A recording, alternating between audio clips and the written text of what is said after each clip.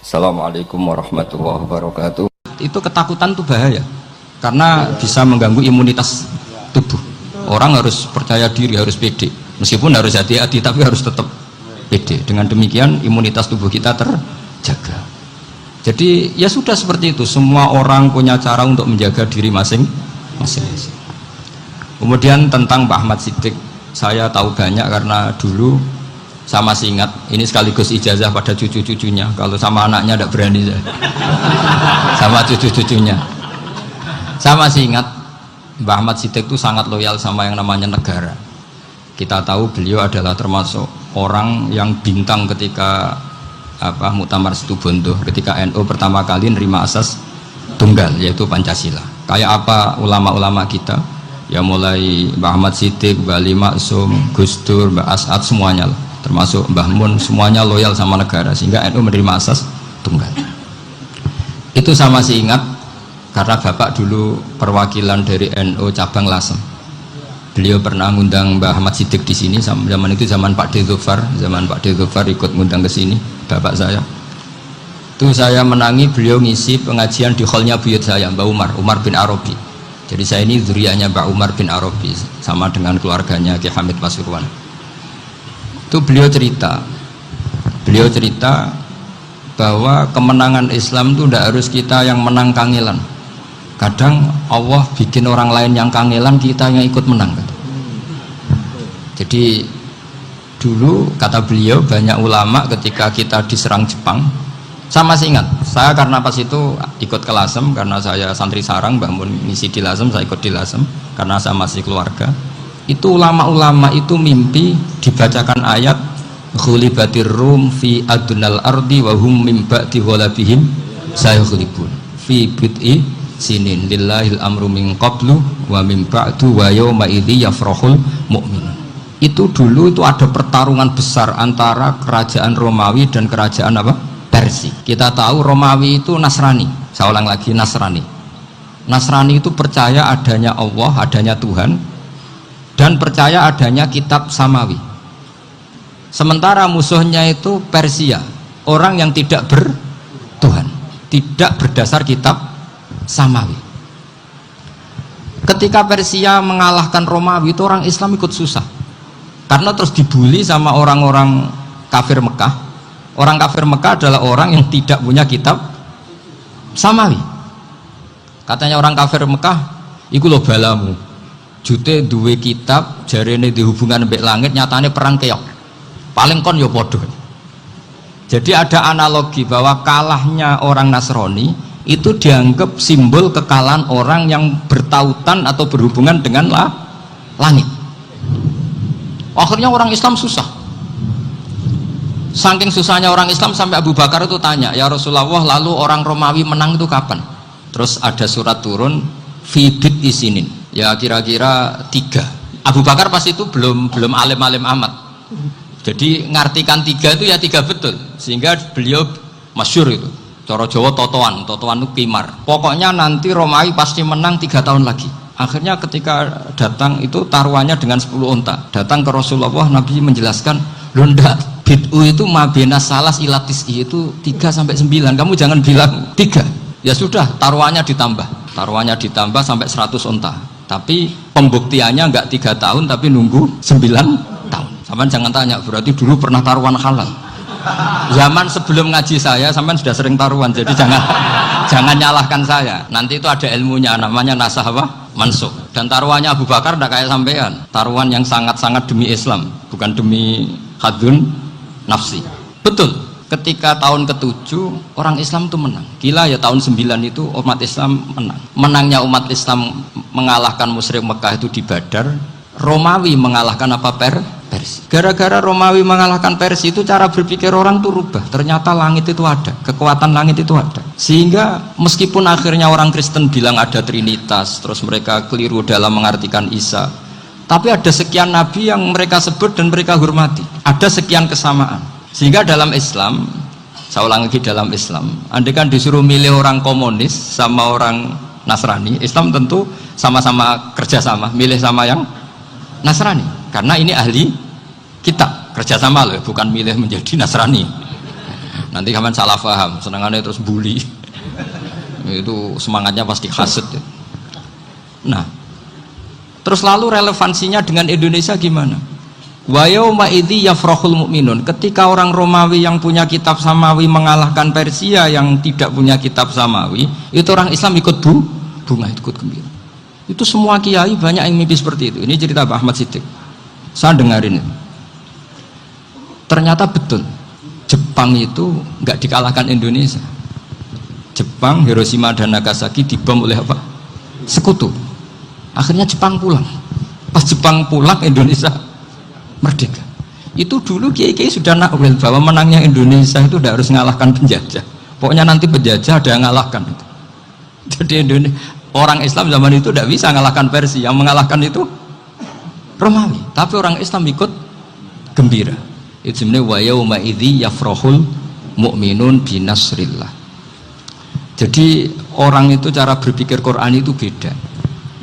Sehingga saya ini cerita ke cucu-cucu Mbah Siddiq karena ya nasabnya sama sampai saya, karena sama-sama sampai Mbah Sambu.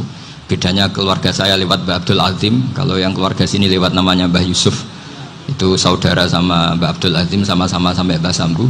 Tapi keinginan saya tentu bukan sekedar silaturahim gagah-gagahan diceluk Gus. Celuk Gus repot. Nak ora alim ra pantes. Nak beling ra pantes. Salam template 1.000 jaluk swarga. Tuhan. Kok mentalane 1.000 jaluk. Kamu nginep di hotel 100.000 itu tidak cukup, apalagi untuk bayar apa? Surga. Itu enggak sopan sekali. 1 juta ya nggak bisa itu. 100 juta juga nggak jelas juga. Terus sampai mendingan nggak usah salam template. Malah nggak mungkin masuk surga kalau. Jadi dulu yang namanya zuriyah, sampean tenang saja, nasab sampean tidak kalah dengan kita, karena nanti setelah di kuburan itu gus-gus itu nggak penting. Semua kalau ditanya bapak kamu siapa, jawabannya siapa? Nabi Ibrahim. Sudah parmin parlan hilang semua, sudah aman pokoknya nanti. Karena kalau nanti ditanya malaikat bapak kamu siapa, jawabnya Nabi siapa? Ibrahim. Makanya saya itu pemuja Allah yang serius. Sampean ya pemuja Allah, tapi kan kadang kurang alim. Saya ini pemuja Allah serius. Saya itu kalau ngaji, ya ngaji biasa belajar, itu sering nangis seneng. Misalnya saya baca tadi, Miftahul Jannah la ilaha illallah, lung kunci kok dikasihkan. Kita ini masuk neraka gak pantas, enggak bawa kuncinya kok masuk. Harusnya kita ini masuk surga, kita kan pegang kunci surga, gak pegang kunci neraka. Maka aneh kalau kamu masuk neraka itu aneh. Coba kita pegang kunci surga apa kunci neraka? Tapi ada teman saya suruh rokok anu kunci ini. Karena tidak ada pintunya.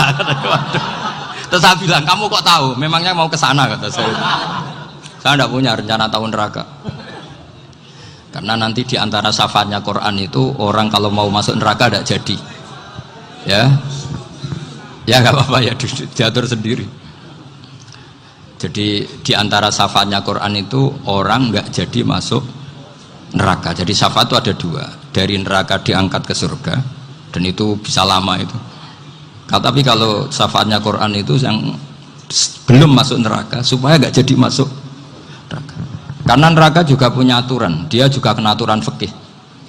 Jadi betul ini, saya ada guyon. Jadi kena konstitusi apa? Fikih. Sama tak ceritani syafaatnya Quran itu ada orang itu beling itu fasik. Itu dihafal surat Tabarok. Hafal betul. Tabarakalladzi biyadihil mulku wa huwa ala kulli syai'in qadir alladzi khalaqal mauta wal hayata. Pertanyaannya gini, boleh enggak orang menginjek surat Baqarah? Boleh enggak? Enggak. Padahal orang hafal Quran itu artinya ayat itu ada di hatinya. Fa inna wa ta'ala la yu'adzibu qalban wa al-Qur'ana. Allah tidak akan menyiksa hati yang menyimpan Quran, yang jadi flash disknya Quran, yang jadi rekaman Quran. Singkat cerita orang ini hafal. Pas ketemu Mungkar Nakir prosedur kan, ini orang fasik mau diantemin sama Mungkar Nakir. Prosedur ya, dia kan prosedur standar. Si surat Tabarok akhirnya menjelma jadi seseorang yang gagah berani. Kamu nggak boleh nyiksa orang ini. Saya ini kalamuwah. Kalau kamu nyiksa dia berarti nyiksa saya. Kamu berani sama kalamuwah. Wah ya tidak berani dari Mungkar Nakir. Tapi orang itu nakal, harus saya gebukin. Tapi kata Quran tadi, tapi saya di situ pasti kena saya. Oh debat. nggak ada lajnahnya, ini nggak ikut. Kalau Gus Firjon ikut jadi lajnah. Kalau jadi lajnah pasti kroninan, kalau santrinya dimenangkan nanti. Akhirnya debat. Ya sudah, kita ketemu Allah. Akhirnya Mungkar Nakir sama Quran tadi surat Tabarok datang sowan sama Allah.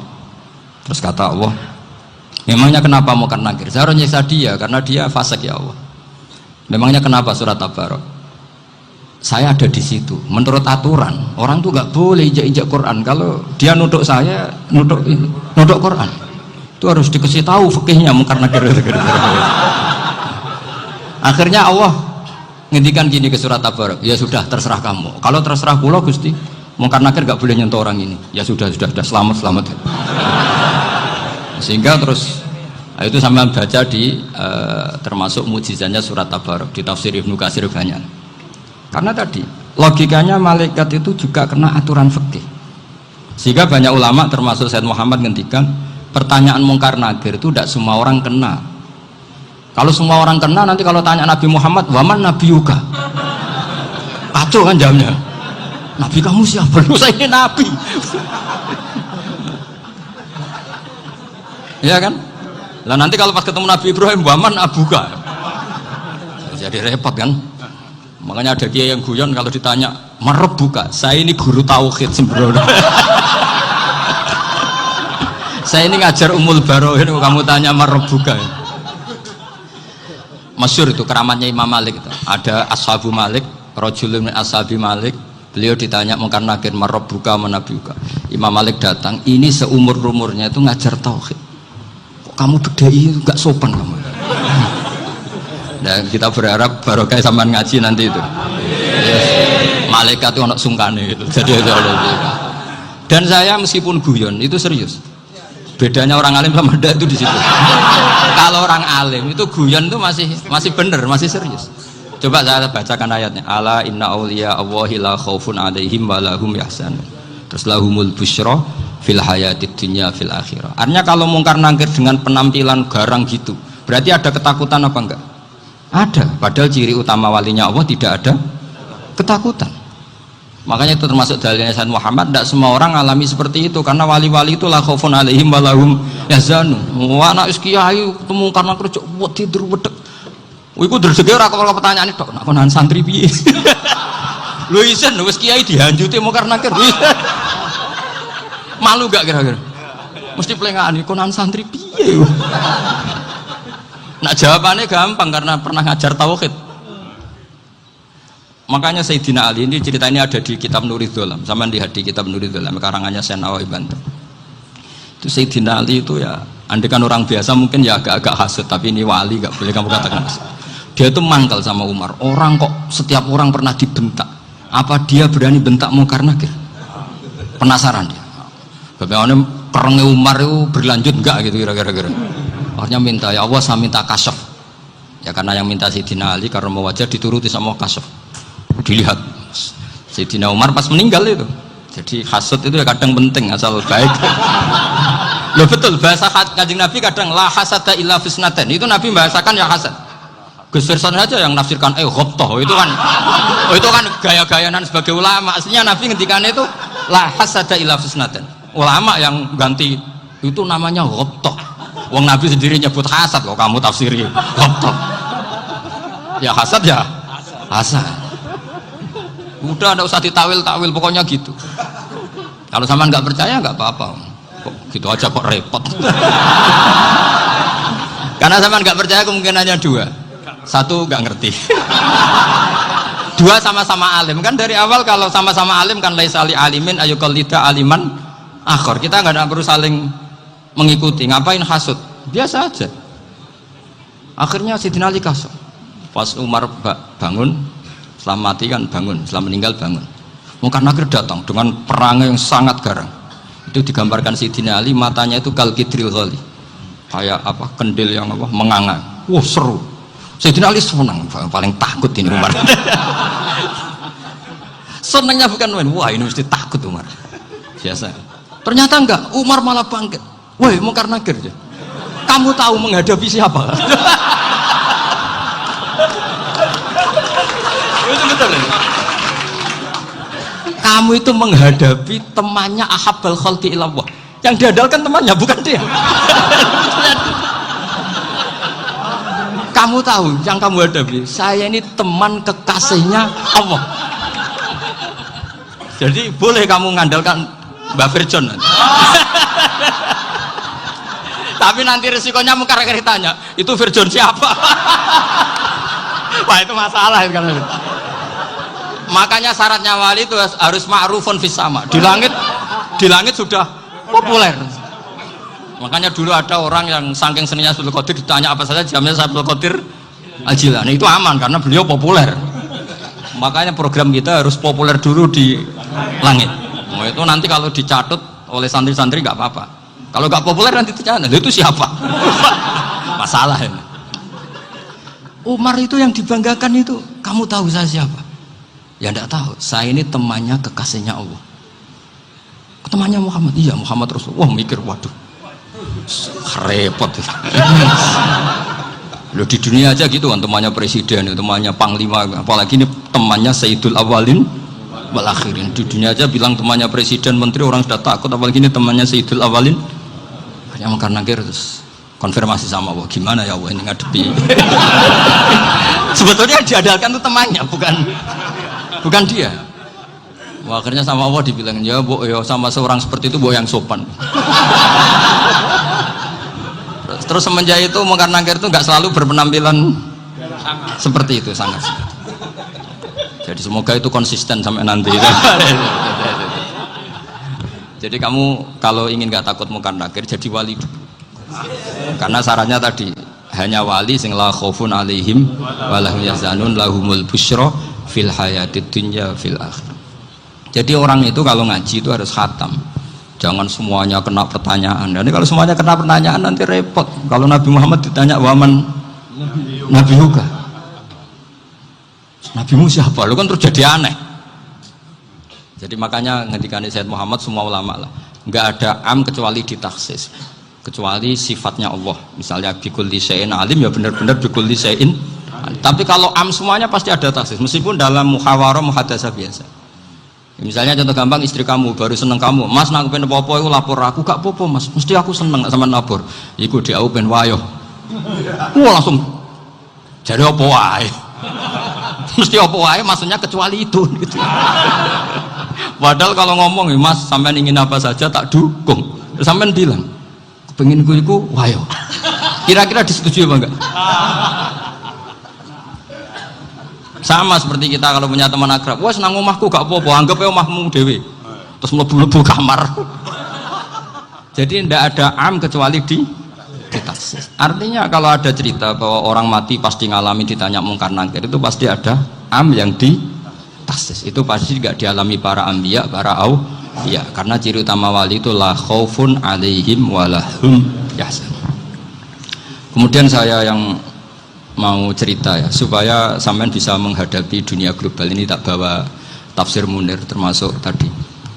Kenapa orang Islam, Rasulullah SAW itu lebih senang kalau yang menang itu orang Nasrani Romawi, ketimbang yang menang itu orang Faris, dalam hal ini ateis. Karena orang ateis itu lebih ngeri. Sebetulnya beberapa penemuan sains, terutama di ilmu medis, itu orang Amerika, kayak cloning. Tapi orang Amerika itu masih dilarang oleh gereja untuk mengaplikasi, karena nanti bayi cloning itu dipakai suku cadang. Di Amerika masih ditentang oleh fatwa-fatwa agama, baik Islam maupun Kristen. Tapi di Cina itu dipraktekkan, karena nggak ada halangan agama. Di Cina itu biasa ada kondom diolah lagi jadi alat-alat aksesoris. Di Amerika tidak ada karena masih ada agama, masih ada larangan. Sehingga orang Islam itu lebih takut kalau yang menang itu Persia, karena terus cara berpikir ternyata Tuhan itu tidak ada, langit nggak ada perannya. Jadi ketika yang menang Nasrani masih berpikir itu pertolongan Tuhan, meskipun mungkin cara mengatakan Tuhan beda dengan kita. Tapi ada satu kesamaan bahwa kekuatan samawi itu ada. Jadi disebut ghulibatir rum fi adnal ardi wa hum min ba'di ghalabihim saghlibun. Di sini diterangkan oleh Syekh Nawawi supaya kamu tidak salah paham. Sebetulnya saya kamu katakan misalnya wah itu paham liberal, sebenarnya saya tidak tersiksa. Cuma takut yang mengatakan seperti itu cek goblokir atau ngaji gitu. Itu aja masalah saya. Ini saya baca ini karangannya Syekh Nawawi karena tadi kata Mbak Firjon ngaji itu harus sama orang yang bersanad. Saya ini kalah sama beliau itu berkali-kali. Secara nasab saya harus manggil Mbah. Secara silsilah ilmu saya juga kalah lagi. Saya sering disewani sama cucu-cucu Syekhona Khalil. Kiai Sidik itu termasuk murid dekat beliau Syekhona Khalil. Kalau itu berarti kan Gus Firjon, Ahmad, terus Mbah Sidik. Mbah Sidik ngaji Syekhona Khalil. Syekhona Khalil itu pernah ngaji langsung sama Sayyid Zaini Tahlan. Berarti beliau dari Sayyid Zaini Tahlan itu baru generasi kelima. Sementara saya itu sudah ke-7 atau ke-6. Saya, Mbah Mun, Mbah Karim misalnya, Mbah Hashim, Mbah Mahfud Termas, Sayyid Abi Bakar Sato yang arangnya Anatul Talibin, baru Sayyid Zaini Tahlan. Berarti saya ke-7, kalah lagi. Tapi untuk jadi wali biasanya cepat saya. Karena syaratnya jadi mbah itu ngalah demi putu. Jadi kalau beliau ngotot, saya dulu Gusti, saya mbahnya. Wah itu mbah yang nggak baik. Pasti jatahnya dikasihkan apa? Cucunya dulu. Makanya Abdul Muthalib itu orang yang dapat wangsit, tapi yang jadi nabi itu cucunya. Jadi dalil saya banyak. Sebenarnya Abdul Muthalib itu sudah sering dapat wangsit. Karena saya bahasakan wahyu, nabi yang protes, enggak nabi kok dapat wahyu. Tapi sebetulnya Abdul Muthalib itu masyhur itu. Kalimat-kalimatnya menunjukkan bahwa beliau itu sudah dapat wahyu kalau nanti cucunya itu jadi apa? Nabi. Makanya senangnya bukan main Abdul Muthalib sama Rasulullah. Putu seneng, mbah seneng putu. Jadi mungkin, jadi sampean enggak usah protes loh. Yang jadi wali kok cucunya. Dulu betul. Dulu Mbah Hamid Pasuruan itu kalau Mbah Ahmad Siddiq ke sana, Mbah Hamid Pasuruan kalau manggil Mbah Ahmad Siddiq itu paman. Tapi pamannya minta ijazah ke ponaan. Apa ya gara-gara itu memang. Kalau itu masih berlaku apa? Ngalah tadi. Kayaknya masih apa? Hawane masih gitu. Hawane masih.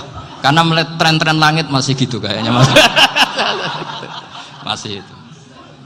Ya, tapi mbahnya tetap dapat jatah, tenang saja nanti. Tapi memang sebaiknya mbah itu legowo. Rasulullah Muhammad SAW itu terkenal min dzurriyyati Ibrahim. Tapi kata Rasulullah, ana dakwatu Ibrahim wa bisyaratu Isa. Aku nganti ngene iki barokah dongane Nabi siapa? Ibrahim. Jadi dongane Nabi Ibrahim ya tipe teng putu. Jadi banyak bukti bahwa jatuhnya ke putu gitu. Tadi saya di kamar sama beliau berduaan. Nih Mbah sing dadi wali di sini, aku webang. Cocokan tadi. Nah kenapa saya akhir-akhir ini gulirkan daftar wali? Kenapa? Saya ini resah ya, orang sudah ingin dicintai pejabat, dicintai tetangga, dicintai teman. Tapi kadang-kadang orang lupa lagi dicintai Allah. Makanya saya meskipun guyon, tapi ini amdan, bukan sahwan. Supaya orang punya cita-cita lagi jadi wali, ingin dicintai Allah. Kita ini terlalu lama ingin dicintai makhluk, dicintai makhluk. Mbok ya naik kelas sedikit lah. Ingin dicintai Allah Subhanahu wa Ta'ala. Meskipun saya guyon, tapi tadi guyon saya tuh lebih serius ketimbang serius Anda. Karena tak pikir. Saya tuh kalau pergi itu seneng ngebis, bukan karena saya tidak punya mobil, tapi saya sering mau butuh itu supaya nggak diganggu. Karena saya tuh harus punya waktu sendiri. Kalau bis kan ketemu orang nggak kenal, tapi sekarang ya agak susah, banyak yang kenal. Dan susahnya lagi nggak minta ijazah, minta foto. Serem wepet tuh. Mau dibenci itu umatnya Rasulullah Shallallahu Alaihi Wasallam. Mau disetujui itu sanatnya mana? Kalau ketemu orang alim minta apa? Foto. Itu nggak ada sanatnya. Nggak tahu saya itu mazhab dari mana itu. Ya mazhab milenial yang jelas itu kan. Ini tak baca ya biar dapat, karena ini kenangan saya sama Mbah Ahmad Siddiq. Saya masih ingat betul beliau ngisi kholnya Mbah Abdullah bin Umar, berarti abahnya Mbah Hamid. Karena mbah saya itu Fatimah binti Khalid bin Umar, kalau Mbah Hamid itu Hamid bin Abdullah bin Umar.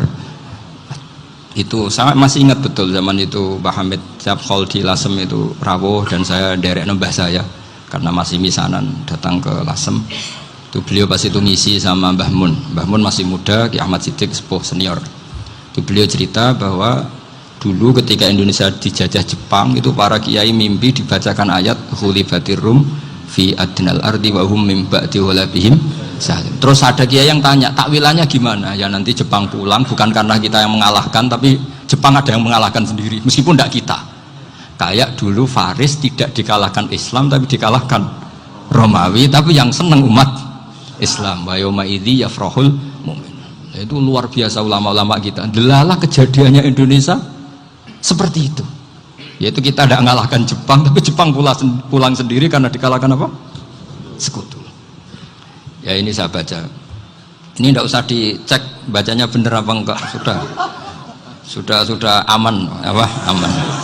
Karena kalau saya salah itu ya sengaja. Artinya ya sengaja saja. Ya biasa maksudnya. Saya kemarin ngisi di Pondok Peloso, di Pondok Al Munawir Jogja. Salah itu ada dua. Ada salah memang benar-benar salah. Itu nggak apa-apa, bisa dimakfu. Karena mesti sangke wong goblok salah yang terus itu. Ada salah bawaan ilmu, itu repot tuh dadan ini. Karena misalnya kita yang biasa belajar qiraah as-sab'ah wayah sibuhu, mesti diulang lagi wayah sabuhu. Karena qiraahnya Imam Asim itu hasibah yah sabu bi fathis sin. Sementara kita kalau ngaji kitab kulino yahsib. Sehingga kita yang biasa belajar sab'ah itu kalau baca kitab itu kayak orang bingung. Kadang-kadang yang ngaji juga bingung. Gus Pak mau di bulan pel ini. Ya tepat-tepatan. Ada yang mengatakan Gus Pak bingung, ada yang mengatakan Gus Pak alim alama. Ya tepat-tepatan nasib tadi. Karena memang ya sab'ah memang seperti itu. Misalnya kufuan. Kufuan itu Imam Asim baca kufuan. Tapi beliau punya murid namanya Syu'bah. Itu kalau baca kuf'an. Makanya kita itu, ini kan khataman Quran ya, jadi saya menyinggung sedikit tentang qiraah as-sab'ah. Tadi beliau juga sudah tak kasih kitab saya Hifdzuna Lihadal Mushaf. Sama tak ajari latihan sab'ah, memang angel ya. Makanya yang nggak bisa itu wong pinter, sudah tahu angel ya nggak usah diteruskan kan. Orang menghindari barang angel itu pinter apa goblok? Pinter. Berarti wong goblok pinter. Saya tuh makanya sama orang goblok tuh respect. Jadi orang alim tuh angel apa gampang? Angel. Menghindari barang angel pinter apa goblok? Loh, orang menghindari barang angel pinter apa goblok? Pinter. Berarti wong goblok pinter. Jadi saya sama orang-orang goblok itu respect. Sudah tahu jadi orang alim angel ya barang angel ya harus dihindari. Makanya saya ini insya Allah umatnya Nabi yang termasuk yang terbaik. Amin. Karena mencintai umatnya Nabi termasuk yang goblok. Waduh. Itu tidak gampang itu. Karena tadi sudah tahu ya. Seperti itu loh orang naik panjat pinang. Itu yang naik karena ingin hadiah. Yang nonton sudah tahu wah licin kok dinaikin mau keplodok ya. Tapi orang sepakat yang nonton juga pinter karena sudah tahu ribet kok. Tukun yang pasar kena lah apa mana. Sama juga gitu. Ngalim tafsir angel, ngarim fikih angel. Ada karek ngaji ngerekam kan gampang. Itu pinter apa goblok? Pinter. Iya. Makanya kula niku mbok burohno ngono tok. Saya tadi dinasihati Mbak Firjon, muga-muga hati saya selamat. Saya itu meskipun kata orang banyak, muhibbin saya banyak, tapi saya insya Allah tidak riya. Saya itu pakai kitab namanya Tasbitul Fuad, itu karangannya Said Abdul Al-Haddad. Ketika beliau punya muhibbin banyak ditanya, bagaimana ya Habib Anda menjaga hati Anda? Jamnya Said Abdul Al-Haddad itu unik. Innama azzamu Allah. Mereka itu sebenarnya menghormati Allah. Cuma butuh sarana, dan itu saya. Jadi saya tahu sampean semua itu mencintai Quran, mencintai sunnah Rasul, mencintai hadis-hadis Rasul. Cuma sampean kan karena nggak paham, terus manfaatkan saya. Jadi sebenarnya saya ini korban. Korban. Jadi saya mau riak gimana? Korban kok mau. Bangganya di mana tuh? Coba sampean misalnya ngaji tafsir, belajar sendiri kan susah. Terkibnya susah, maknanya susah, bahkan beli kitabnya kadang nggak kuat. Loh, untuk jadi alim tafsir itu kan harus beli kitab. Loh, saya sering belajar kitab itu jutaan. Tafsir Tobari, saya pernah beli kitab Fakhrur Razi itu berapa coba? 27 jilid. Karangannya Fakhrur, belum karangannya ulama modern, Imam Sya'rawi. Itu berapa jilid? Itu jutaan. Saya kemarin juga dihadiahi kitab Pak Quraish Shihab namanya Faidul Bari fi Syarhil Bukhari. Pak Quraish Shihab yang terkenal. Dia sering diskusi sama saya. Saya ngasih hadiah beliau ngasih hadiah saya. Wah itu harganya nggak kuat. Dadak kuat kadang di Indonesia nggak ada coba. Dan sama orang hebat menghindari kesulitan itu.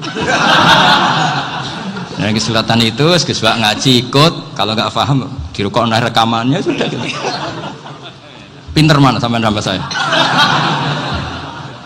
Pinter sampean kan? Bikin sosis susah, beli aja kok repot kan. Makanya nggak boleh orang bilang, wah aku goblok reso tafsir, aku wong pinter. Makanya nanti kalau saya ketemu Nabi tidak termasuk orang yang mentahkir orang Islam. Kafa bil mari isman ayah kira akhahul muslim. Jadi cukup orang itu dosa kalau menyepelekan orang Islam, termasuk darani sampean goblok itu dosa. Caranya nggak darani goblok ya tadi di logika tadi. Alim itu angel, gendari angel itu pinter, berarti wong bodoh pinter ya sudah gitu. Tapi tetap bodoh. Tapi ini satu cara untuk saya respect gitu. Coba orang yang ngaji tafsir saya banyak, mungkin ribuan. Itu sebetulnya mencintai Quran. Karena Quran adalah kitab suci yang panduannya umat Islam. Sangat mencintai Quran. Terus kemudian mereka nggak paham. Terus mencari orang yang memahamkan. Burono lah cara jawabannya. Terus keren saya itu di mana coba? Lah terus mereka kurang ajarnya gini, kalau paham itu ya alhamdulillah paham. Kowe nak ngaji Gus Bae ngono tok. Tapi nek ora paham, ora nyalano akale. Mari Gus Bae nerangno cepet, mulane aku gak paham. Ora kok nyalano teke sing lelet. Itu kan Masya Allah, naudzubillah tenan. Sebetulnya tingkat kurang ajarnya tinggi Gus sebenarnya.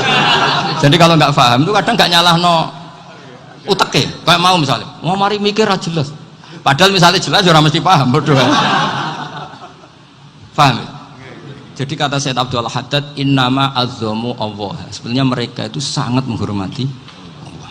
Makanya kita nggak perlu mengatakan wasilah itu kafir, nggak akan. Karena orang tawasul sama Rasulullah itu ingin dapat ridhonya Allah lewat orang yang dicintai Allah. Kita mencintai wali sebenarnya, wah itu kekasih Allah. Kita mencintai itu karena mencintai Allah. Sama seperti gini, kamu mencintai kangkung apa enggak? Sebenarnya sama sekali enggak. Tapi kamu ingin sehat, ada asupan gizi. Kamu ingin tubuh kamu sehat, butuh asupan gizi. Kemudian kamu makan kangkung. Apa terus kamu cinta kangkung? Kan enggak. Cinta kesehatan kamu sama. Orang yang mencintai saya sebenarnya ingin kepuasan rohani. Saya kan termasuk kiai yang torekonya gampang. Ini swarga kan akhirnya penggemarnya banyak. Coba kalau kamu ini neraka. Jadi sebetulnya Anda mencintai kepuasan Anda sendiri. Nah, saya ini korban. Makanya untuk masuk surga cepat saya. Korban itu cepat. Da'watul mazlum la turaddu kan gitu. Laisa bainahu wa bainallah hijab. Jadi saya kalau dongo langsung seret langit. Karena mazlum. Saya sinau tafsir itu Pak, sampean bayangkan ada tafsir itu sudah 27 jilid. Sengarang Fakhrul Razi itu bulatnya bukan main. Karena dia ahli filsafat. Bulatnya Masya Allah. Sudah gitu sinau Jalalain kadang dikomen oleh Sawi. Sudah kita percaya Jalalain dibuli Sawi. Percaya Sawi dikandani, "Oh iku Maliki Rasafi." Oh, ribet. Sudah gitu sinau Qurtubi, sinau tafsir Tabari itu susahnya. Belinya susah, belajarnya susah. Padahal saya punya keluarga, punya istri, punya anak. Bayangkan kalau istri saya rewel kayak istri sampai. Wah itu, tapi alhamdulillah enggak. Sama sekali enggak. Allah sudah milihkan, wah ini bahaya kalau punya istri rewel. Imam Sibawai itu kitabnya banyak, tapi yang terbukukan hanya kitab Sibawai. Karena beliau kalau sudah belajar lupa istri. Hanya pas beliau di pasar, kitabnya dibakar semua sama istrinya. Karena dianggap saingannya. Ternyata yang dicerai tidak kitabnya, malah istrinya. Itu Imam siapa? Tapi alhamdulillah kitab saya nggak terbakar, aman. Saya teruskan ya. Jadi untuk menjaga ria dilatih innama azzamu Allah. Sebenarnya mereka itu menghormati Allah. Sehingga wasail-wasail itu sebenarnya nggak pernah jadi subjek pelaku utama, enggak. Tetap Allah. Sebab itu kata Sayyid Muhammad, kamu kok mengatakan wasilah itu kafir itu gimana? Ketika innallaha qad ba'atsa lakum taluta malika. Talut itu ya manusia. PD-nya itu apa? Inna ayata mulkihi ayyatiyakumut tabut fihi sakinatum mir rabbikum wa baqiyatum mimma taraka alu Musa wa alu Harun tahmiluhul malaikah. Jadi beliau PD itu kalau bawa sunduk semacam peti sakti, sing di situ ada baqiyatum mimma taraka alu Musa wa alu Harun tahmiluhul malaikah. Ya kayak semacam jimat. Tapi saya bukan mensyariatkan jimat enggak, karena nanti banyak penjual yang pembohong juga gitu loh. Cuma cerita, kamu tidak usah mengatakan kafir. Dulu Tolut PD-nya kalau bawa sunduk semacam peti kesaktian yang di situ ada baqiyatum mimma taraka alu Musa wa alu Harun tahmiluhul malaikah. Sehingga Khalid bin Walid meskipun beliau sahabat dan menyaksikan wajah Rasulullah Shallallahu Alaihi Wasallam, itu bawa sya'aratun min sya'aratihi Rasulullah Shallallahu Alaihi Wasallam, bawa rambutnya Nabi. Perang kemana-mana itu diletakkan di pecinya. Nanti sama tanya lagi, masa pakai peci Khalid bin Walid itu? Wah panjang, sampai itu repot. Sampai tak warai ngaji usul fikih. Usul fikih itu kalau ngaji itu ada istilah tangkihul manat.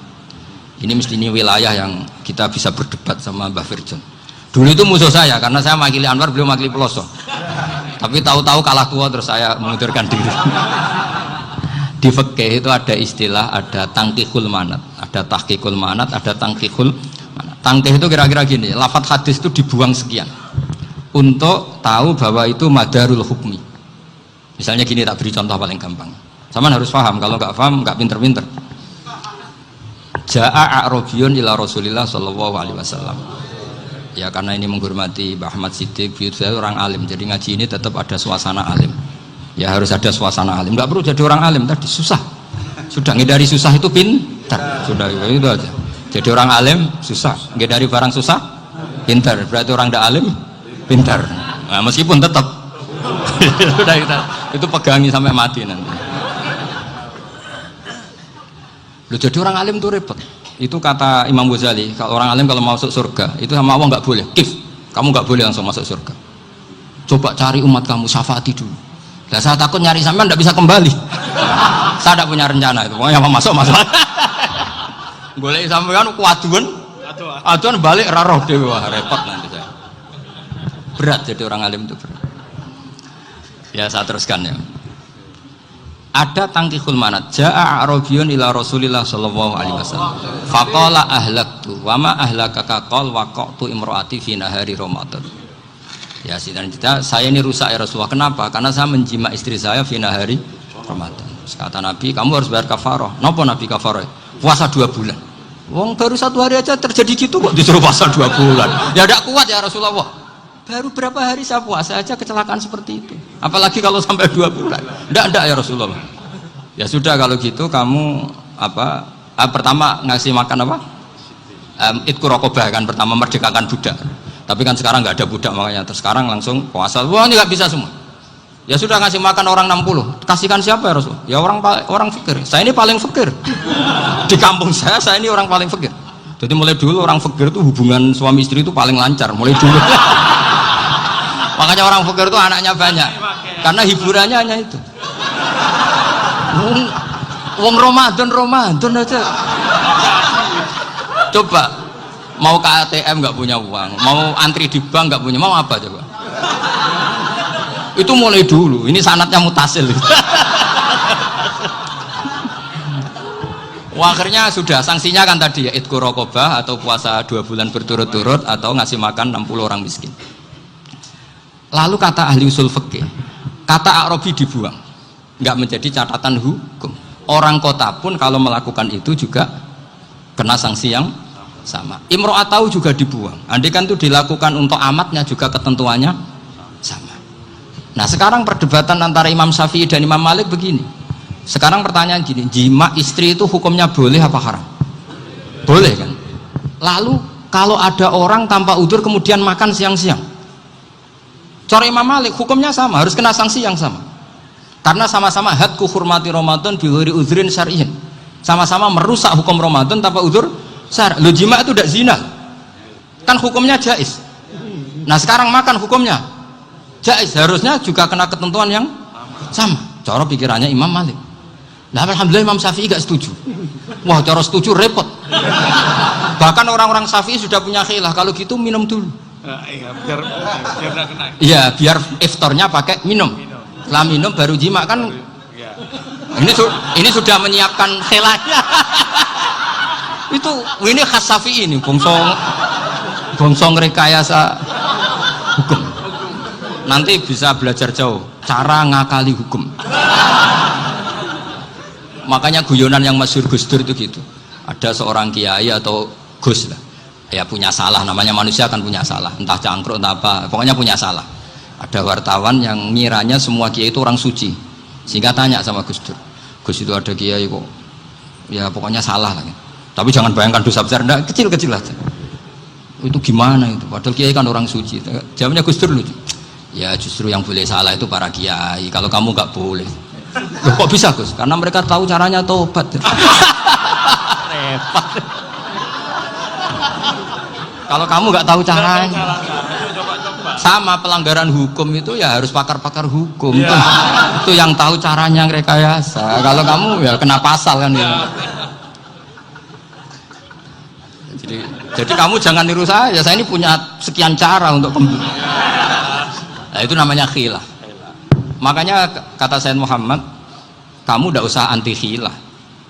Karena Abu Hanifah itu membolehkan khilah. Kitabul khiyal. Yang penting kamu soleh dulu. Setelah soleh nanti Allah maklumi. Soleh dulu, syaratnya soleh dulu. Kalau tidak soleh jangan. Contohnya gini, ada orang mau puasa lemes sekali, mau makan. Gampang. Kalau langsung makan kan kayak hadku hormati Ramadan biwiri udrin sarian. Aku langsung mau jembera sowan Mbah Firjon. Sudah status saya apa? Musafir. Ya sudah, berangkat aja sampai Tuban makan. Nanti kalau nggak jadi ya nggak apa-apa sudah. Kan mulai pergi sudah musafir. Saya tidak tahu nanti malaikat tertarik gebuki nggak tahu. Tapi itu ada khilahnya. Asal soleh. Karena kata Sayyid Muhammad dan semua kitab mengatakan itu. Kalau sama nggak tahu ya kebablasan. Nabi Ayub, nabi yang terkenal Gudiken itu siapa? Ayub ya. Nah, itu yang Israiliyatnya akan seru. Gudiken dikukur bek kreweng itu terlalu lah kalau itu. Untuk kreweng konti ning Arab ora ono kreweng itu sudah masalah itu. Singkat cerita, Nabi Ayub ketika diasingkan kaumnya itu kan nggak punya sumber makanan. Lah orang lelaki itu mulai dulu egois. Istrinya Nabi Ayub itu cantik sekali, udah cantik, rambutnya bagus. Makanya kamu nggak usah tanya kenapa istrinya kayak banyak yang cantik. Ya, warasatul anbiya, nggak boleh gitu. Kalau nggak cantik ya warasatul anbiya dari segi balak. Istrinya Nabi itu semuanya cantik. Nggak usah tanya sebabnya apa, pokoknya gitu, semuanya cantik. Singkat cerita, beberapa kali istrinya Nabi Ayub itu kerja demi bisa nafkahi Nabi siapa? Suatu saat itu tidak ada pekerjaan yang cukup untuk beli roti. Satu-satunya peluang dapat rezeki itu putrinya raja itu rambutnya berondolin. Terus ada sayembara siapa yang rambutnya bagus mau dibeli. Sampai rambutnya istrinya Nabi Ayub itu dijual. Nabi Ayub tersinggung karena itu mengurangi kecantikan. Jadi lelaki mulai dulu gitu. Udah nggak urun kalau istrinya nggak cantik itu komplain. Itu khasnya lelaki. Jadi kalau kamu gitu ada sanadnya juga, tenang saja ya. Komplain ya pegawaian itu. Saking mangkelnya Nabi Ayub terus ngendikan la adriban naki mi'ata sautin. Kamu akan saya pukuli dengan mi'ata sautin atau dengan 100 cambukan. Atau mi'ata dikhtin atau mi'ata apalah sesuai konteks zaman itu. Engko namanya pecut tuku konti kok ribet lagi. Singkat cerita akhirnya ketahuan bahwa istrinya menjual itu demi Nabi Ayub. Allah nggak ridho kalau kekasihnya yaitu istrinya Nabi Ayub wis perjuangan kayak gitu malah kena hukuman. Tapi Allah juga nggak ingin kekasihnya yang bernama Ayub melanggar sumpah. Padahal beliau sudah sumpah, wallahi demi Allah nanti tak pukul dengan 100 kali. 100 kali dengan lidi lah misalnya, contoh yang gampang tuh lidi. Akhirnya sama Allah dikasih satu solusi. Wa khud biyadika dukhtan fadrib bihi wala tahnas. Ya sudah, lidi itu ikat jumlahnya 100. Terus pukul sekali saja, anggap saja sudah 100. Iku pangeran sing wari ngakali ngono iku pangeran. Tapi syaratnya soleh, syaratnya soleh. Jadi kalau kamu anti khilaf berarti anti ajarannya Allah di ayat itu. Wa khud biyadika dikhtan fadrib bihi wala tahnas. Itu dulu ada, ini cerita di Ithaf, ini cerita terakhir, ini sudah, sama jangan nama sudah. Terus pengumuman tadi yang nggak pernah sepuh ngutang saya itu haram tadi. Karena tadi saya punya kewajiban di rumah yang bisa menggugurkan ya kewajiban yang lebih besar. Lebih besar itu ya tadi bisa pernah guru, pernah sepuh. Yang jelas nggak umur. Umur sampean menang kabeh itu. Tua serepot itu. Ada raja itu ganteng kaya, senengane nikah perawan cantik. Oh, itu semua kampung mesti kenal. Mungkin digilir atau gimana pokoknya. Suatu saat ada pemuda suka sama perempuan yang di kampungnya, cantik sekali.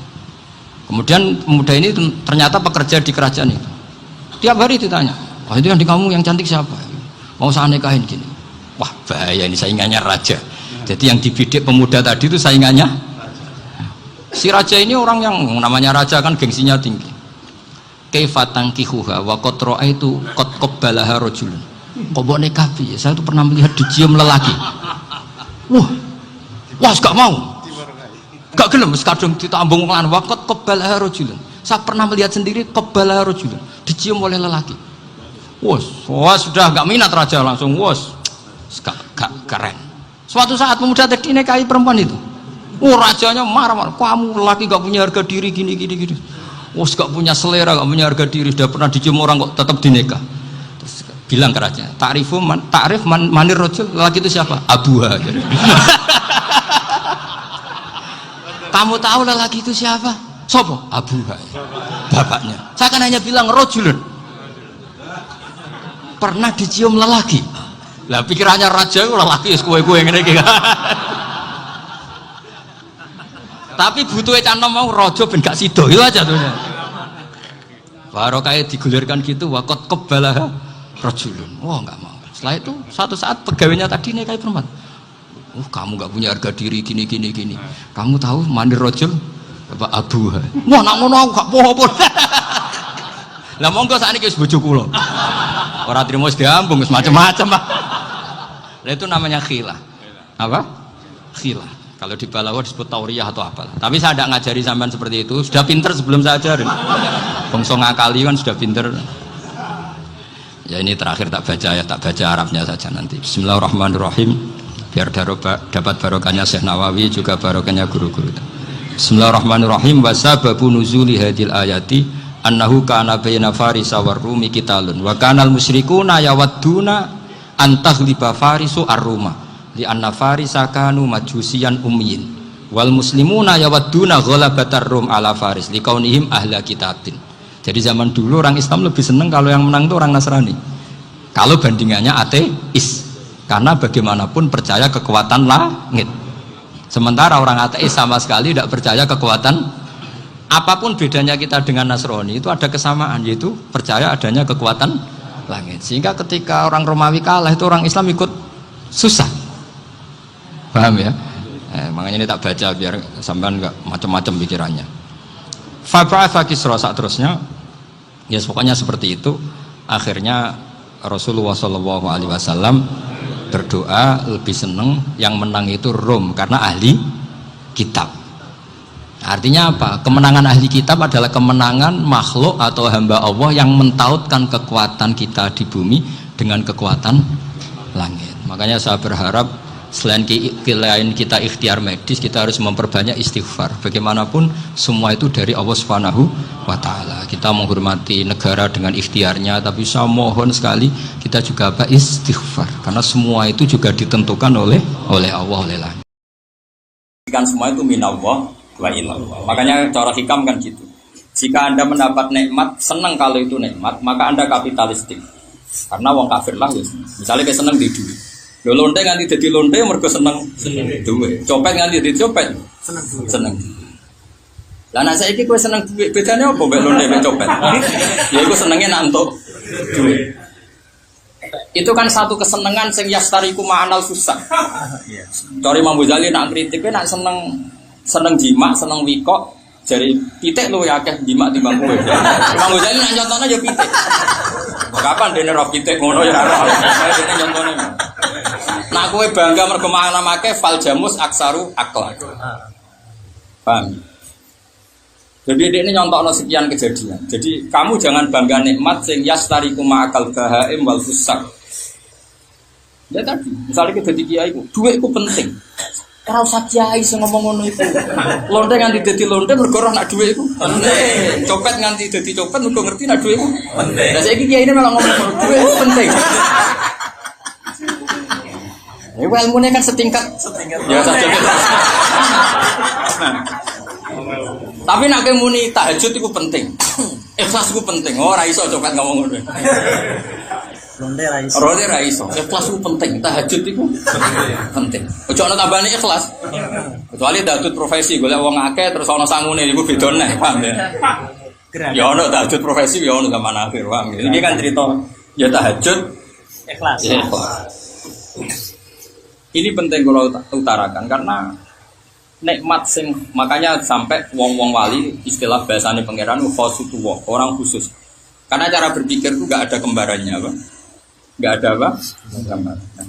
Kemudian kenapa Anda nganggap sujud itu penting? Karena nanti setelah Anda di akhirat akan tahu betapa tidak pentingnya kita. Misalnya saya hitung, misalnya aku jadi malaikat tukang nyatet nyawane Tuhan, nyawane ISIS ini. Misalnya nyawane ISIS itu 10 tahun kas misalnya. Orang 10 tahun kas, kita wedi nih. Kemudian aku roh khayale orang itu bayangno di rezeki 30 tahun lagi. Bagi malaikat sing nyatet goblok ya umure ra nganti sakmono kok dipersiapno nganti sakmono. Terus saya tahu betul kalau duit mari hisab, pengaruh yo mari hisab, kehormatan mari hisab. Wong barang mari hisab kok dikumpulno. Cara wong sing roh hakikat kan aneh kabeh. Ya iya, kumpul uang kan mari hisab, bersih kok. Paham ya? Kumpul donya yo mari hisab. Melarat dadi bebane wong yo mari. Itu marah yo pelajaran.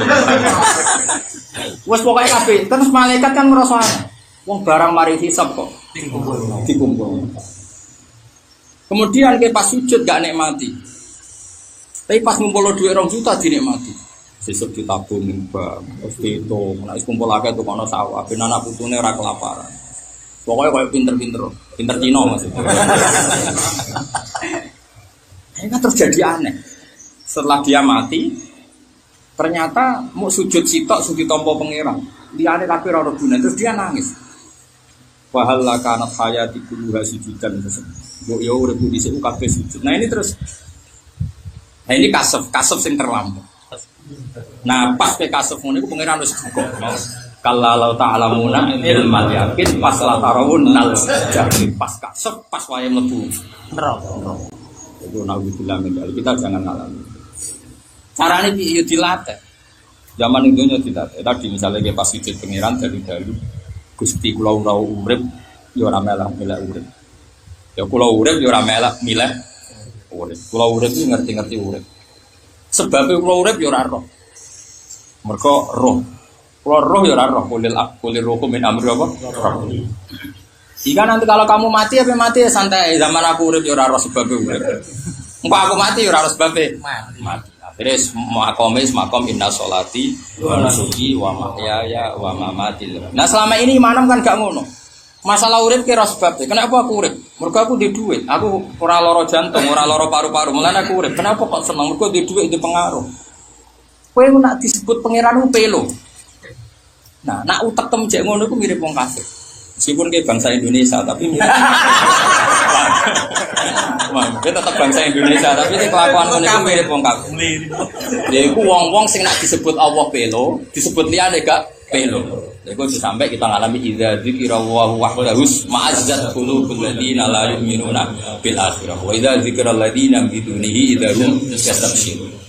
Jadi nak, kenapa wong kok iso seneng? Mergo di duwe akeh. Yo tenan jen zaman akhir penting duwe akeh. Saiki omongan ngene iku lontek iso ta ora? Wong fasik iso ta ora? Kowe kok melok-melok iku gawam ikhya lho. Jalalane ra trimo gawam sawi. Lho gawa sawi kok trimo iso ngomong ngono. Iku ora usah ngaji sawi. Cangguan itu. Nak trimo iso ngomong ngono iku ora usah ngaji. Lawan dhewe. Lah iku ketika makanya saya pribadi aku tambah iman dengan Nabi Muhammad sallallahu alaihi wasallam. Wong nak wis tahu kasih, iku tambah iman tenan dengan ini. Kanjeng Nabi ketara bisa Nabi. Suatu saat sampean ilmune kaya aku, wis ora kudu persis, pokoke sak persen. Iku maca hadis gak nangis gak iso. Nabi ku nak muji sujud sampai gini. Ketika nanti kiamat kata Nabi, wa hatta takuna sajdatul wahidatu khairan minad dunya wa ma fiha. Nabi nak nyifati sujud sampai seperti itu. Umat ora ngari iso wis sambalek lah ora iso. Nabi nak nyifati sujud sitok luwih apik timbang donya sak isine. Mergo tahu betul ketika nanti kita di akhirat kenangan terbaik kita di dunia adalah pernah sujud. Tapi problemnya saat kita sujud gak nikmati, saat tidur nikmati. Dan nanti orang disuruh ikut sing tahu dibujo-bujo ning donya. Sing mujo-mujo dhuwit kono cuma gimana mbek dhuwit kono melok dhuwit. Dhuwit mlakune mau nang rokok didono alamate.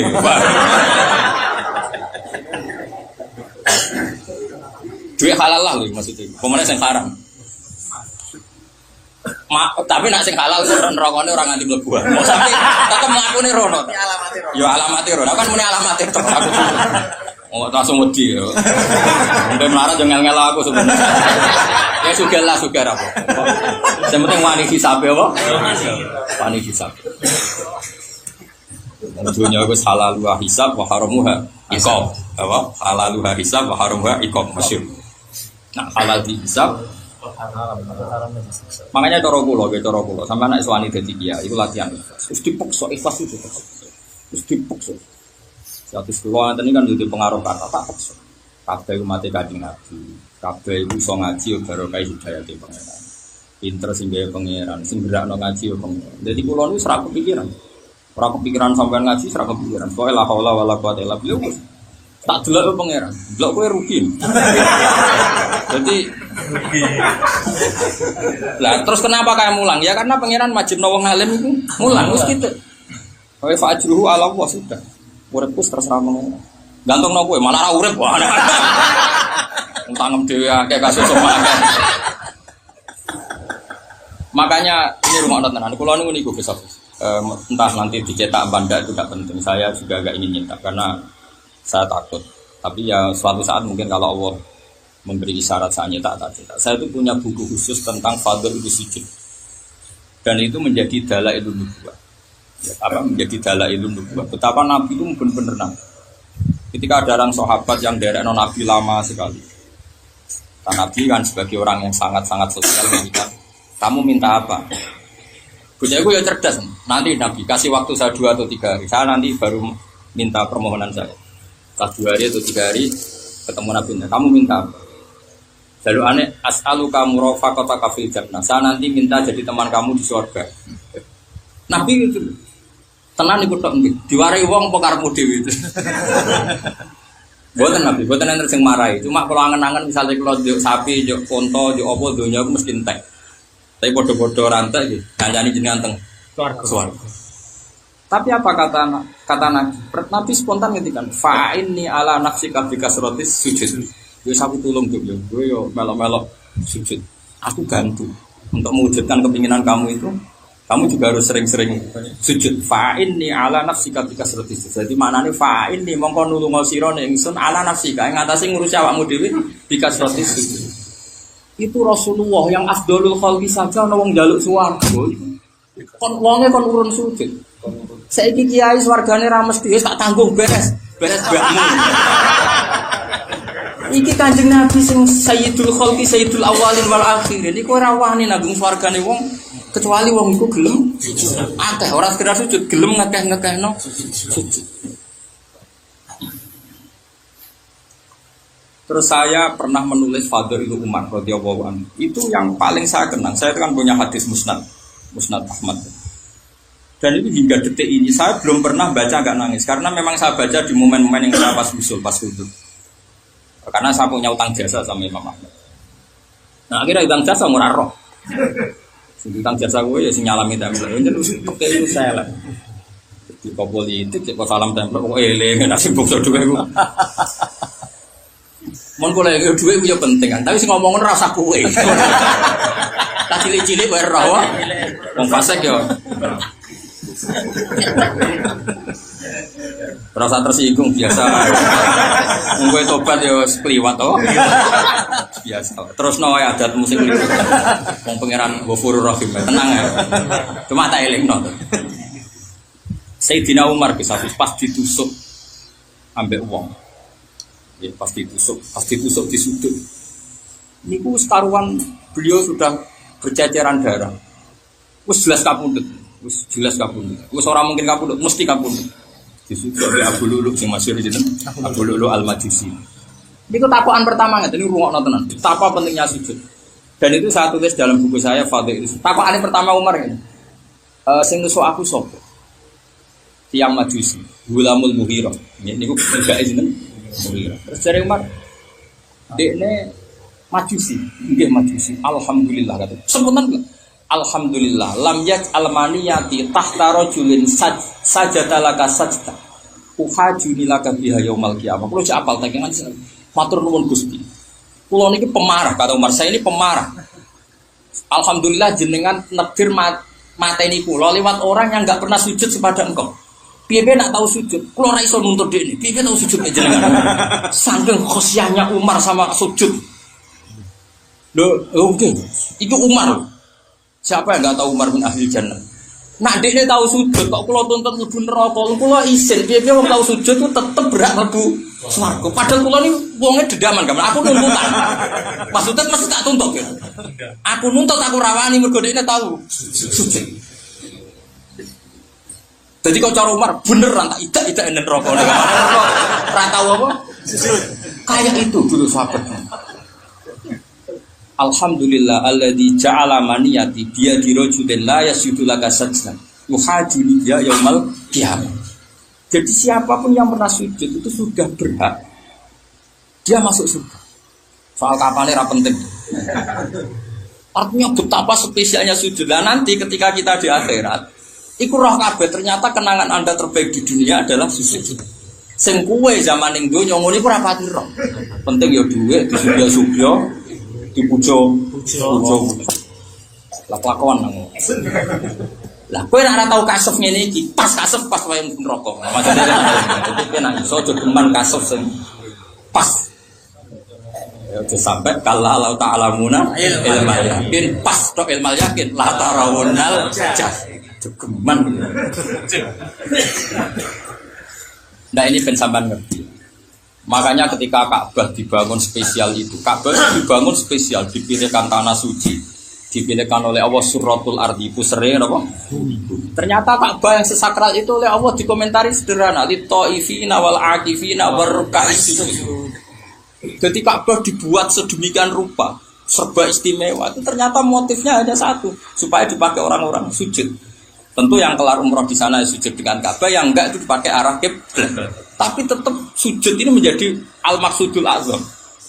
Ka'bah dibikin itu untuk orang-orang yang sujud, bukan sujud untuk Ka'bah, tapi Ka'bah dibikin untuk fasilitasi sujud orang-orang. Luar biasa sujud ini sujud. Tapi problemnya kita tahu itu setelah mati. Nah, yang jenis ini sing persis dawuh Kanjeng Nabi anna sunyamun wa idamatu indabawi. Jadi manusa hakikate malah saiki ku ora roh. Sebenarnya mati dadi roh. Makanya pertanyaan saya, kowe urip ben roh apa mergo urip kowe ora roh? Perkara urip ora roh. Kok kakean fi? Nah, aku ora jenis iki, paham? Aku mau jenis iki. Ya, tadi mlebu ayat apa nak gawe Nabi annasu niyamun wa idamatu indabawi. Lah kowe sampeyan misale ketemu pangeran kok kena hisab ra loro terus. Kowe wah kenal presiden itu penting, kenal menteri penting, kenal wong sugih penting. Oleh muni penting semuanya duniawi. Gak tahu keterucut muni sujud itu penting. Terus sampeyan direkam nang mahsyar. Direkam nang mahsyar. Omongane muni direkam nang mahsyar. Bareng kowe muni kenal bupati penting, kenal wong sugih penting, kenal wong ayu penting. Ya kono marani wong semua anggap penting. Gak tahu keterucut muni sujud Penting. Wah, habis yakin habis. Aku ora tau muni ngono alhamdulillah. Oh tuntas. Itu cuma fakashafna angka kita akan fabasurukal yauma hadid. Nah kita jangan sampai nanti di masa didhawuhi pangeran laqad kunta fi ghaflatin min hadza. Kira lali pentingnya sujud. Fakashafna angka kita akan saiki kita kasyaf. Fabasurukal yauma hadid. Saiki mripatem dadi cerdas. Hadid itu tajam. Roh kabeh tapi wis kliwat. Kulo nu jarang salat sunat. Jarang sekali. Selain sibuk, ya banyak makom pulau seperti itu. Tapi pulau nak sujud tak nikmati tenang. Karena itu kenangan terbaik saya di dunia. Pulau Nabi nak sujud rakoyo kue kan kue formalitas dak subhanallahi rabbil alamin berapa sujud? Mengkalu terus formal loh. Formalitas. Oh Nabi nak sujud itu, just tenang. Nabi nak sujud itu oke doa standar itu, standar MUI lah gamanya. Nabi nak sujud itu muati rambut wabah disebut. Sampai kene ngapal kan? Saya tuh gak pernah ngapalkan hadis itu, tapi spontan itu hafal. Bukan karena ngapalkan ya, tapi memang ya seperti itu. Jadi Nabi nak sujud sajadah kalaka wajhi wa sam'i wa basari wa mukhi wa adli wa sya'ri sampai wa mastaqallat bi qadami. Nabi, ya Allah yang sujud kepada engkau itu wajah saya, pendengaran sampai wa mukhi sumsum saya, wa sya'ri rambut saya, wa dami wa asbi semua fisik. Tapi Nabi ngedikan gitu itu spontan karena ingin mengekspresikan ketergantungannya sama Allah sampai mengistilahkan rambut kula ge derek sujud, sumsum kula ge derek sujud, wa asbi wa mukhi wa admi wa dam sampai. Sujud kan enggak. Sujud sit terus donga. Kan krungu kabar nak donga pas sujud ku mandi. Wah, itu langsung wis. Hubungane mbek pangeran wis kepentingan. Jadi itu sebetulnya partai politik. Wah, kowe politikus ulung, tekan pas munajat mbek pangeran sing mbok sebut ya kepentingan. Lah iya, kepentingan lha iku utek-utek. Aku ora tau donga pas sujud. Ya ora kok krana, ya ngerti anak itu donga paling mandi, tapi takut ya Allah. Di momen yang sesakral ini kok aku jeng ngomong hadun isin, cara wong waras isin. Isin. Kita mau cerita ae kira usah tersinggung. Misalnya kepeksa donga ya donya akhirat, donga napa? Ini penting kalau utama. Jadi paling enggak sampai ngaji saya itu saya punya kenangan bahwa saya pernah menjelaskan. Makanya saya tuh pengagum Sayyidina Umar. Sayyidina Umar itu kasar ngoten. Justru kasarnya dia, Gusti, sapa sing mateni aku? Tiang majusi ya Amirul Mukminin. Langsung nih alhamdulillah alladzi ja'ala maniyat bi dirujudin la yasjudu laka sajdah yuhajuni bi yaumil qiyamah. Artinya apa? Betapa hormatnya Umar pada sing jenenge sujud. Nganti misalnya sing tahu sujud kok mateni dekne gampang ape nuntut. Mergo piye-piye tahu sujud yang pangeran wis dadekno sah mlebu swarga. Terus cara pangeran takon, "Mar, wong tau sujud be aku kok kon mlebu neraka. Piye tau sujud be aku kok kon mlebu neraka. Ora pantes ya, Mar. Gak iso jawab nanti kira-kira. Nah, tapi misalnya tapi piye mateni lah ya kan tak walung di swarga. Kayak apa? Nah itu. Nah, Quran harus dibaca seperti saya ini sehingga kamu tahu kualitas kata wasjud warrukais sujud. As-sajidun apa sing ayat at-taibunal abidunal hamidunas sayyidunar rabiunas sajidun. Itu disebut identitasnya wong ya at-taibun. Makamu wis sering tobat kan. Meskipun sering balik nah. Jelas kan sering tobat. Kan nangis yo sering. Bariku yo balik nah berarti. Mbok ngaji ini terus kepen ikhlas. Engko ono dhuwit selalu. Tak jamin rai-rai ketawa. Ya, terus apa as-sajidin termasuk orang baik disebut pengiran apa? Maka semua kenangannya Nabi dulu itu adalah sujud. Ya atau sholat misalnya Nabi Musa itu kuburan orang sama apa? Masyhur ning hati-hati sopan. Wa ra'aitu Musa yusolli tahtal kasibil ahmar. Aku delok Musa itu semua penggaweane sholat. Makanya ada wali ditanya Allah, "Kowe seneng Gus swarga?" Aku teng swarga wonten sholat Gus. Ya kowe oleh sholat. Idan ya kalau gitu saya mau masuk surga. Karena dia tidak bisa bayangkan kok ning swarga apa mau mergo dendam bojo elek sampean wis bayang ngloni widadari terus mangan enak kok kapok melarat ning apa. Iku kan fasik lah di seliramu. Mulane swargamu iku kemarane toha barang. Iku swargane yo kelas-kelas umum. Iku sing wasabul yamin ma'asabul iku fisisi maksud watol himandud wadilim maksud pokoknya pakanan wedoan pakanan wedoan. Tapi nak mukarrabin fa'amma ingkana minal mukarrabin itu rasa tiga berofarohu warehan. Semua surganya itu berbentuk rohani. Mereka jajar pengira. Makanya gak bisa diredaksi nama farohu warehan. Jadi nak asabul yamin ya mau sing kapok-kapok melarat ning donya swargane mau fisidrim maksud watol himandud terus wakhurun in muskam salil luluil maknun suwana. Tapi nak mukarrabin Allah nyifati farohu warehan. Nah itu disebut mala'ena ro'at wala uduna sami'at wala khotara ala qalbi basar. Nah swargamu kan mirip-mirip sini donya. Karena ya rom tok kono ikut ilmu tok kono. Tapi apa ya wis seneng lumayan. Makanya masyhur ning wali-wali nak wali gejolokan kan masyhur. Abu Yazid tahu gejolok mitra-mitra wali. Abu Yazid lebih swarga terus protes oleh pangeran Gusti, kenapa umat saya, murid kan ada ini bahasa tasawuf kan murid. Kenapa murid saya enggak ada di sini padahal saya ini sowan jenengan. Murid-murid temen ibadah krana kepengin mlebu swarga mangan turu enak. Iku ning pawon. Ya, akhirnya tak turuti. Ora kepen ketemu aku. Maksudnya orientasi wong ngono iku kan mangan kelon. Ya jare pengen tak turuti. Ora kepen ketemu aku. Lah anak kowe mlebu swarga kepen ketemu aku ya saiki ning kene aku. Murid tem ora usah ora kepengin.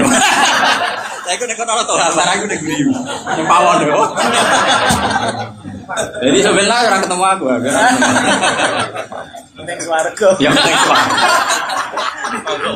Terus muni barangnya orang ketemu. Pawon-pawon lah. Pawon.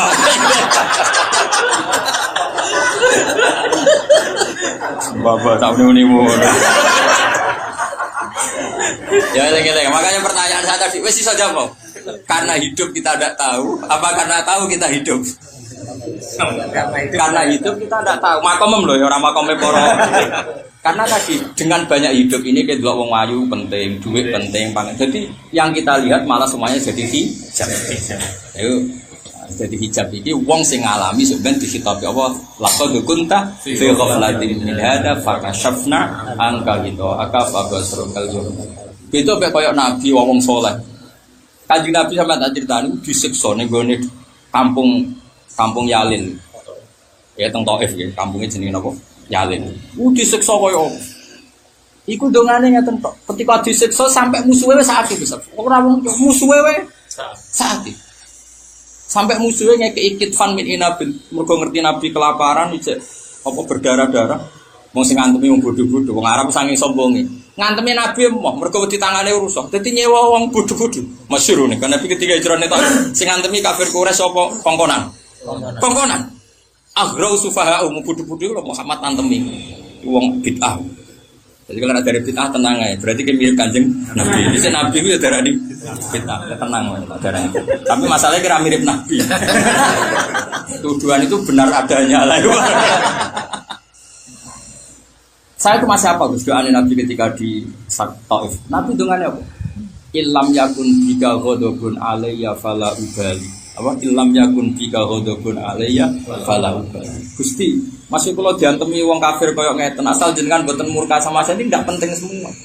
Jadi Nabi ora ora rasane diantemi watu dina gak ora rasane. Kalau itu tidak masalah bagi engkau ya Allah, tidak bukti ghadab engkau enggak masalah. Karena qurratu ainihi fi ridha, qurratu ainihi fi ridha. Jadi enggak masalah.